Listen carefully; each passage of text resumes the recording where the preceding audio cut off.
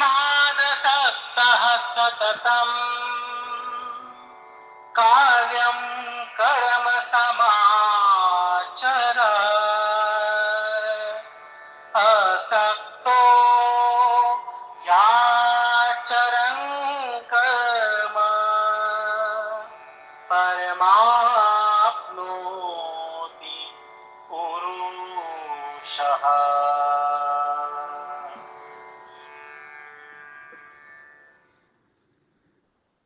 दो शब्दों पर खासा ध्यान देना है। एक तो आसक्ति और दूसरा अनासक्ति।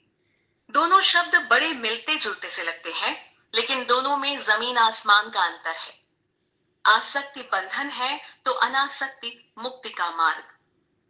पिछले श्लोक में महापुरुषों के गुणों का वर्णन हुआ कि भगवान को छोड़कर उनका स्वार्थ किसी भी दूसरे व्यक्ति से नहीं जुड़ा होता है।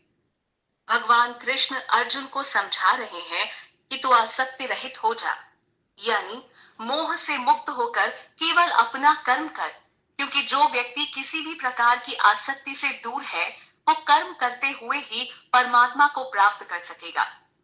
इसके लिए उसे सिर्फ अनासक्त होना पड़ेगा। भगवान कृष्ण तक पहुंचने के लिए भौतिक आसक्तियों का त्याग करना होता है। व्यक्ति को श्री कृष्ण या माया में से किसी एक का चुनाव करना होता है। यह चुनाव ही उसकी गति निर्धारित करता है। कृष्ण की मदद से व्यक्ति माया के चंगुल से बच सकता है, लेकिन बिना अनासक्त के यह संभव नहीं है।